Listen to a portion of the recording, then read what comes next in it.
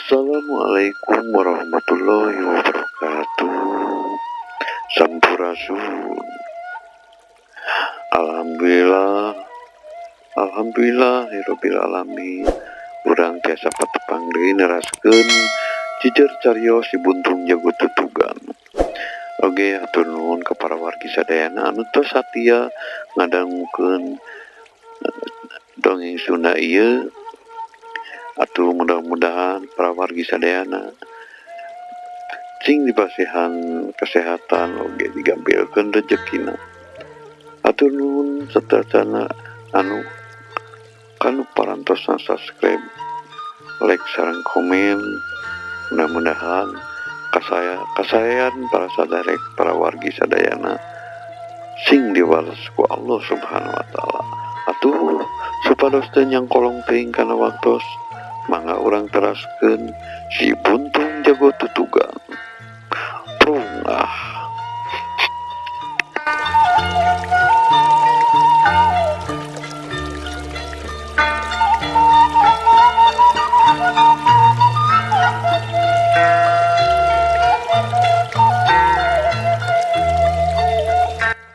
Disaprak manehna misah ti Bahrowi lantan ngarasa teu meunang keadilan dina hal babagi hasil babado grampog. Ari di lembur menyaeta Karangsari oge gegedug bega anu lumayan kasebut jadug oge ngaranna teh wigena ting urang mana mimitina mah ngan manehna boga pamajikan urang Karangsari nya akhirna mah manehna ngagabung jeung komplotan wigena tumaninahna teh lantaran salembur.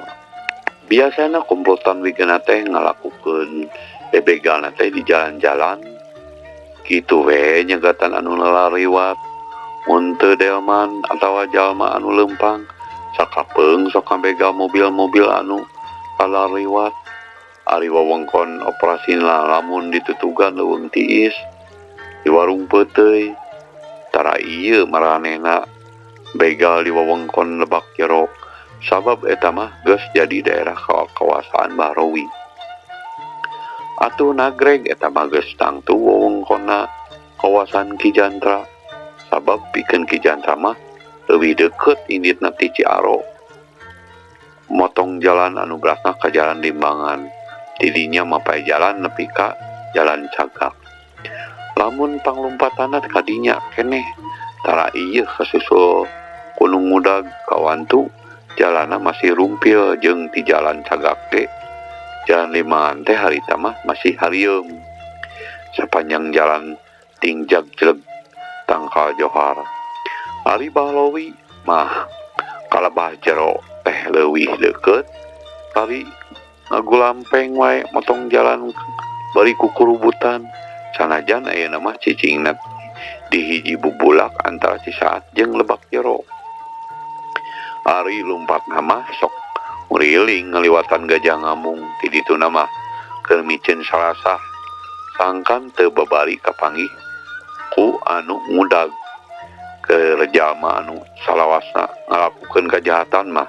tangtuna sagala oge kudu asak itung. Kumaha deui ayeuna salian ti Andi teh musuhna nambahan nyaeta Kijantra sabab waktu manehna ngalongok imahna gi Gajah Mangung oge imahna teu geus teu napak ngawut-ngawut geus tapak ngawut-ngawut sanajan meunang beja eta lampah Andi tapi manehna mah teu ieu percaya sabab ceuk pikirna moal mungkin Andi mah nepi ka tega ngaruntuhkeun imahna anu geus taunan jadi pangrekanana panganjerkanana. Sakali mangsa di lembur Cisaat kabejakeun aya kaributan nu jadi lantaran nama aya hiji budak mora anu sosoroh amuk-amukan di pakalangan ngadu hayam anu daya lian ngaraneh karena anakna Bapak Suta ti lembur Gadog Banyuresmi. Pamiasa saya eta teh pami telepatna dina lalakon Siruyung Kawung muridna Bah Jagur teh Surya nami alias Karna ke urang cuk-cuk manawi aya lalatanana ieu weh heula nu aya urang garap supados teu pacorok kokot urang lajengkeun deui intermeso eta mah. Naon sababna pangna karena betos los kaci saat. Sababna mah teu pira manehna teh keur pepeus teh lantaran teu laksana kauntun timpung katambang beas laksana kapemilik kanu dipikahayangnya eta manehna teh teu laksana kawin ka Nyi Sari adina Wijana atawa putri bungsuna Gumilar. Sabenerna mah rasa asihna ka Nyi Sari teh nogencang sabab sarua Nyi Sari ogen neuneun rasa katineung estu batu turun keusik naek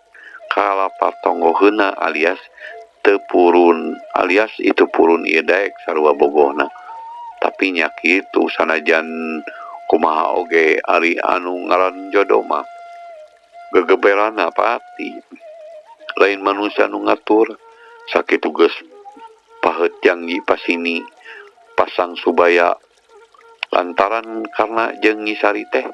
aya bae halangan teh nepi maranehna teu jadi ngajodoh. Ari nu jadi sabab di imahna Gumilar teh nyaeta di lembur Cicapar aya hiji jajaka anu guguru tolab ilmu anu ngaranna teh Ganjar putrana Mandor Besar. Arman dikontrak perkebunan Miramare masih kaitung suan sabab Arman teh pan kapi adina Nyi Arum pamajikan Gumilar pikeun ngarakeutkeun duduluran Gumilar teh badami jeung Arman. Maksudna mah lamun kasaluyuan Ganjar jeung Nyi Sari teh urang jodohkeun atuh pikeun Arman katut ningsih nyaeta indungna Ganjar mah kacida atona. Ari Ganjar ditawaran Nyi Sari teh saeutik oge teu nolak sahaja mana nu teu deuk nolak Nyi Sari keur mah wanoja anu sakitu geulis tur denok bahenol nerkom katurug katutuh anak jawara anu luhung ilmu jembar pangabisa anu geus lain caturkeunana kahebatanana. Sabaliknya Nyi Sari waktu ditawaran teh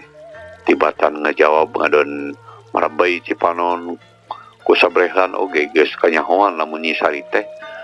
nanduk alias nolak komo sanggeus meunang beja ti Wijana lamun Nyi Sari teh pasti hahadean jeung Karna. Puguh lamun teh inget ka Ganjar mah Gumilar teh doa pisan Nyi Sari ka Karna anu geus kanyahoan pangartina puguh-puguh mulina bacagur kaduana atuh pikeun ngarakeutkeun duduluran jeung Ki Mursid nu sakitu mikanyana pisan ka Wijana. Sasatna Wijana nepi panjang umur teh marga lantaran mah pan ditulungan ku Ki Mursid jeung Pasuta malah nepi ka dikukutna segala dibungbulang diwarah ilmu panemu jempe pamake. Tapi Gumilar teu leuwih berat ka Ganjar ku kitu nama Arman teh sobat dalit nu jadi dulur katalian ku Nyi Arum. Ari Nyi Sari najan sakumaha berat oge ka Karna puguh teu bisa mawa karep sorangan dewasa baha kana pamenta kolot teu tega ari kudu ngaraheutkeun hatena nya antuk mah hatena lain daek dikawinkeun ka Ganjar. Nyi Sari wani ngorbankeun kabagyan hatena demi nyugemakeun anu jadi kolotna. Tapi tumarapna ka Karna manehna ngarasa nyeri peurih asa ditengteingan ku Nyi Sari. Sakitu geus diterangkeun oge yen manehna kitu peta teh ngan samata-mata pikeun ngayunkeun kahayang nu jadi kolot. Mangsa Nyi Sari ngadahup ka Ganjar pikeun manehna mah rasana dunia teh asa kiamat. Dirina ngarasa dihina dijejeleh, tina asih timbul ijid, tina suka timbul cua anu akhirna boga niat anu teu hade kapangaruhanku kaayaan hate anu peunggas harepan teu laksana kapiduruyat kanu dipika cinta. Kebenaranna teh waktu keur ulin ka Wanaraja papangi jeung Nyi Sari katut Ganjar anu anyar panganten atuh puguh we manehna asa dipapanas hatena ngahoeam nyungkap jantung asa diduru anu wah ayah nanya teh ngadon isang harupan ku budi teu payus sarta basa nu sugal guriha sugal gariha nu matak pausam kadengina ngantuk geus teu bisa disinggahan deui Ganjar jeung Karna teh pasaya malahan nepi ka patelakna karena anu kasebutna murid Bah Jagur anu tangtu pangabisana lain dikieuna sarta ngabogaan ajian batu karang sanajan sari katut Ganjar ngahurup oge tetep teu mahi Ganjar pika ngaboloboran getih malah nyisari oge nepi ka ngalaman kapiuhan ngayonan jurus guru gunung anu dikombinasikeun jeung jurus badak cihea dina ulin padingdang anu kacida ampuhna atuh lain di kieu ambekna Wijana nempo nu jadi adina dina balikna kacicapar dina kaayaan anu sakitu ruksakna lamun hari eta teh dihalangan ku Gumilar jeung Pamajid Wijana teh geus indit pikeun ngajorag Karna ka lemur gadog ku kitu mah Gumilar jeung Pamajid teh kaasupna kana golongan tua tuhu nya kolot umurna pantes lamun diadaban nya kolot jejeuhana nya pantes lamun diturut cindekna kolot anu pantes pikeun panyalinungan anu landung kandungan layar arisan sagala tindakanna teh teu leupas tina pijiran bari ngitung pibalukeunana ari ngagugu nafsu mah pasti matak cilaka paribasana nafsu anu matak kaduhung badan anu katambuhan akhirna mah Gumilar badami jeung Pamajid kudu kumaha-kumahana ka Ganjar jeung nyisari kacida nyaahna atuh kapasuta oge kacida hormatna da puguh geus jadi dulur omo deui Ki Mursid apan geus jadi aki kukutna Wijana akhirna mah meunang kaputusan yen ieu perkara kudu dibadamikeun jeung pasuta supaya ulah nepi ka tutuluyan bakuna mah harewang ku Wijana anu geus nekat rek ancur-ancuran pikeun ngabela nu jadi dulur isukna bral Gumilar jeung Pamajid teh kagadog nepungan ka pasuta mimitina mah datang mah pasuta teh kacida bulungahna meni dagdidug dina narima tamu teh kawantu rasa bunga anu pohara tapi sanggeus Pamajid nyaritakeun kanya kaayaan nyisari jeung Gumilar jeung Ganjar anu tos ditandasa ku Karna waktu di Wanaraja beungeut pasuta ngadadak sepak bawaning ku rasa ruas era jeung wirang ras ku terajak menjadi anakna waktu Karna ditayangan teh kakara ningali rentang-rentang Pamajid oge karena teh geus kabur malum boga rumasa direungeuh Karna anu lingas kitu pasuta ukul bisa tamada sanuk-sanuk menta hampura sarta janggi rek mapatahan Karna malah lamun perlu rek dibawa rek diwarah jeung kudu merlukeun indit kasih capar menta hampura ka Gumilar jeung Pamajid ngarasa ngemplong ngadenge kitu mah sarta boga harapan lamun ieu masalah teh bisa gancang direngsekeun kalawan teu make jalan kekerasan tapi ngaranna manusia anu keur geus ikhtiar sabab anu nangtukeun mah Gusti Allah anu kawasa nya kitu oge hal ieu harapan Gumilar anu sakitu pikabungaheun teh ukur semet kahayang harita sadatangna Karna ka imah ku pasuta ngadon diseuk-seukan dibawoleh nepi ka akhirna Karna teh dijurungkeun sina indit ka Cicapar sangkan menta hampura boh ka Ganjar atawa nyisari beh dituna ka Gumilar lamun mung leuwih hade nyingkah ulah aya di imah pasuta sangeuk dicicingan anak anu ukur ngawiwirang nu jadi kolot diambek teh karena ngadon salah tarima bapana dianggap cuet kanu hideung ponteng kanu koneng ngadon mihak ka Gumilar anu geus nyecoleh nampik sapajodogan anu geus ngahina harga dirina tinimbang nurut karena ngadon ngejak ti imahna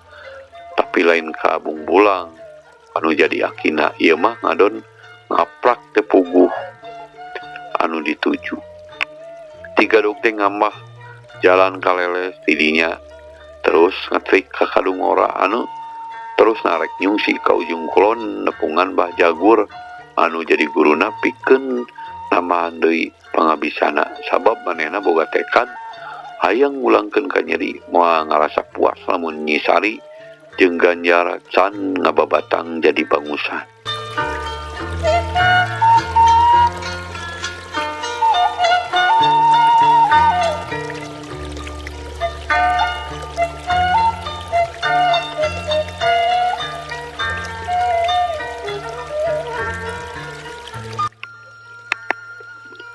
Harita teh karena nepi ka Kadungora bari nungguan wahon anu ka arah kulon manehna reureuh heula, tapi salila-lila nungguan eueuh wae. Kukituna manehna ngeureuyeuh deui. Barang nepi ka jalan jajahan nu berasna ka Pasir Banteng, manehna mireungeun jalma ngabruel bari ngarelek hayam. Ari ditanyakeun teh cenah ngaradu hayam ka Batu Gede, teu pupuguh manehna bet kataji hayang lalajo antuk lemah milu kana aleutan nepi ka Batu Gede menang beja yen ngadu hayam teh cenah di Cisaat sarta ngadu hayamna baris dilaksanakeun poe isuk. Atuh bral karena oge milu jeung aleutan malah mondok di Cisaat bareng jeung rombongan anu rek ngadu hayam. Isukna darawe ngadu hayam teh dilaksanakeun anu tempatna di buruan imah Ardasim anu jadi pribumi teh cakaciki dibantuan ku Sudinta Bahrowi mah teu katempo cukang irungna acan. Padahal mah manehna oge aya tapi ngan ngadedempes bae di imah Ardasim bakuna masieun kapanggih ku Andi atawa Ki Jandra anu nepi ka ayeuna masih neneangan manehanana. Pamirsa sadaya rupana mah adat karena anu cirigih ka awewe teh kaya pisan euy keur jongjo nalajo ngadu hayam teh bet direungeuh mojang anu lumayan mencang malah bisa kasebut bentangna di Cisaat mah nyaeta taya lian Nyi Noh anakna Ardasim beuteu pupuguh manehna teh kabong broeku nu moronyoy baheno cung bae manehna nangtung anu saterusna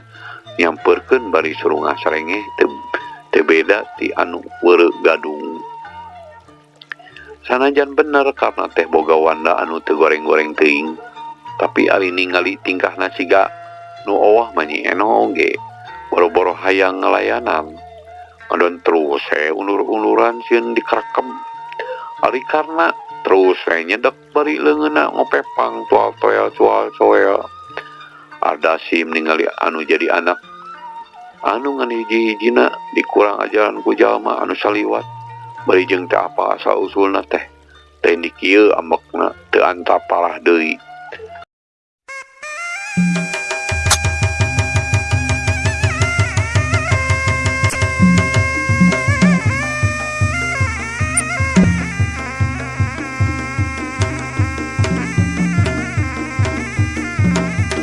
Celeng we bari narajang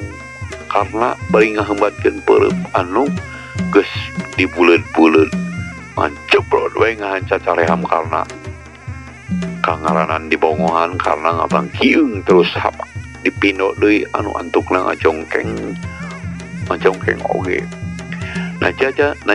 Najan salah oge manehna teu narima ngarasa teu puguh dibongohan jeung wirang pada nyengseurikeun kuniang manehna udang serta terus malas narajang anu saterusna pupek silih tonyok silih sepak tapi tetela Ardasim teu mahi nungkulan pangabisa karna tekun sila oge ngajongkeng teu bisa nahan rongkana gerakan gugur gunung jeung jurus badak cihea tutungkusan ujung kulon puguh anu araya didinya kabe oge aya di pihak Ardasim anu antukna karena pada ngarepuk diraponan ku sararea tapi karena anu hirupna geus telebar ku nyawa alatan rasa frustasi anu keur karandapan ku dirina najan teu sirikna dikarepok ku jalma sapakalangan oge ieu teu ngarasa gimir saeutik oge ngadon serapat bae mah besat bedog anu saterusna ngamuk wak ngawik sakur anu deket kabeh eueuh teu nyanggap mulia kabeh dicacar bolang bedog karena terus ngubeng digerakan ku acar mui anu antukna nu ngaraponan teh bubar katawuran ngerasa saper ku bedogna karena sabab anu tatu geus ka teu itung bari baloboran getih nepi ka buruan Adasim ngadadak purahay beureum akibat banjir getih atuh kabeh jalma ngadadak kempeur genjleung salembur ci saat jalma-jalma sabedogna rabul rek ngaraponan karena anu amuk-amukan atuh nu ngadu hayam teh ngadadak bubar keur mah hayamna oge loba anu pating galaprak kalabur kagareuahkeun ku nu rariweuh jalma-jalma sanajan sakumaha gagahna oge mireung rek diraponan ku salembur mah teu wulu matak jadi seber antukna kalawan teu mikir deui karena kabur bari susumbar menta diudag ku jagona salembur anu satuluyna terus balik deui mapai jalan ka arah Batu Gede. Ari Bahrowi mangsa ngadenge riributan teh ngadon ngahep-hep be di jero imah Ki Ardasim kasieuna mah museur ka Andi atawa Ki Jandra. Homo cenah anu ngamuk teh budak ngora pantaran Andi atawa baladna beuki we Bahrowi teh kokompodan. Tapi sanggeus didengekeun yen anu amuk-amukan teh lain Andi salta datangna oge ukur ngagili gincing sorangan kakara Bahrowi ngajorerat keluar ti imah nanya kalna teh karena geus kabur bari susumar minta diudag ku jago salembur ku jagona lembur teu anta parah deui Bahrowi ngapelenyeng udag bari ngagorowok ka Sudinta sangkan nuturkeun Adasim anu geus bisa hudang oge nempo Bahrowi mah kawanina timbul deui ngperebet bae nuturkeun Bahrowi jeung Sudinta karena anu geus ngarasa jauh ti lembur teu lumpat deui manehna lempang rada gancang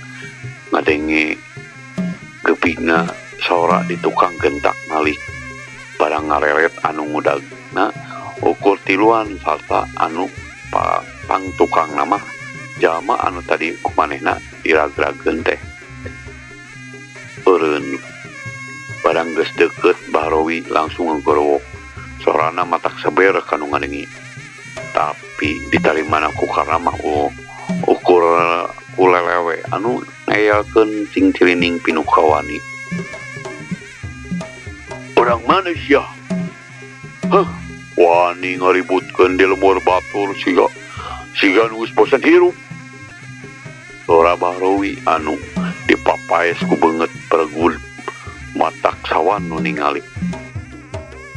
alah mentong loba lelewa sia mentong loba sungut Andi kate jago ti sisaat gelar ragap awak kaula lamun bener lalaki mah ragap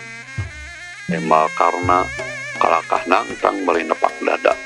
sedengkeun leungeun geus ngagaramang kana perah bedogna urang ajar sia can apal sia teh yeuh si Bahrowi pokna bari sakilat narajang make jurus nembrag jagat woi lumayan oge ini jurus paragi ngagebahayam karena ukur ngagilekeun badanna pek leungeun kencana dipake nakis leungeun katuhu Bahrowi anu rek mapeg sirah sedeng leungeun katuhuna dipake mapeg tur Bahrowi anu nyuruntuh rek ngabeset dada orok beungar orok kaya manehna teu burung kebenangan ku leungeunna kenca Bahrowi anu ngapapukana sirahna atuh duanana pada nahan ka nyeri mun Bahrowi mah ngerepeng serta merengkel sukuna karamah ukur ngadaligdeug sirahna semulieur Sudinta jeung Adasim anu ningali posisi karena kitu teh teu micen kesempatan meh bebarengan gentak putpet narajang, tapi sanajan kayaan kerlungleng oge karena masih cingeus kalawan teu ngarobah kuda-kudana manehna malik ka Sudinta jeung Adasim anu peurupna ukur plus pos hanca angin ukur salantar colontot lieur budak leutik anu diheurian teu sanggup yang harupan gerakan pucuk awi ketebak angin enteng pisan pikeun karna mah ngayonan ieu lawan sakilat manehna rek nimpuk Sudinta jeung Adasim ku tenggelan ujungan anu rokaya Bahrowi anu geus surti kana bahaya nu rek tumiba ka anak buahna gentak ngaheap tetep dina gerakan embrak jeugat karena ningali anu nyuruntul saibas dada gerakan gentak ngarobah kuda-kudana anu pikeun Sudinta jeung Adasim mah kacida nguntungkeunana keuat maranehna ngejat bari nyusun deui serangan Bahrowi direungeun lawan ngarobah gerakan teh sakilat ngaragageun maneh bari ngahebatkeun peureum karena liweuh oge ngaeunan tilu lawan anu teu bisa dianggap remeh utamana mah Bahrowi. Tapi lain oge anak buah Bah Jagur lamun kudu bingung mah dina waktu ngan sakicep manehna ngalalapkeun badana dina gerakan sero nyusup sarta terus ngaborengkakeun ka arah Bahrowi dina gerakan belut ngaborengka sekaligus nyambarkeun dua curugna kana beuheung dina gerakan saladi noktrong. Bahrowi ngajauh ka tukang bareng jeung Sudinta ngaheumbatkeun panembugana silah sedang Adasim ngagajeng ka tempat urut Bahrowi rek najong iga burung karena kapaksa nyarongkeun badana ngagiwar bari leungeun nakis panembug Sudinta tung goak Sudinta ngagoak sabab leungeunna karasa asa ditimpug besi Adasim anu tajongana poos gentak ngahiukeun dampal leungeun rek ngetik punduk karena rikat ngagileukeun badana saat tadi hiu jebrot jurus gugur gunung geus teu bisa dibendung deui ngahanca dada Adasim anu baru karena Adasim lieu tangka anu rek rungkan nalika rek nyusul tepus karena geus ngajudi yen aya panarajang ti arah tukang Ali breh teh Bahrowi geus nyuruntul dina gerakan lonlok nobros gunung likat kana kilek dina gerakan pucuk awi katebak angin bari jeung ngeposna peureuk Bahrowi piu jebrot punuk Bahrowi dibabu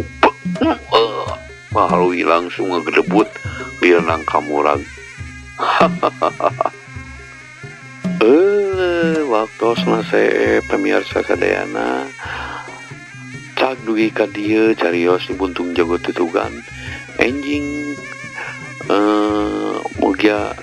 kasamper deui tina kaayaan sehat walafiat abdi atuh Mang Oded saparakanca ngahaturkeun nuhun kana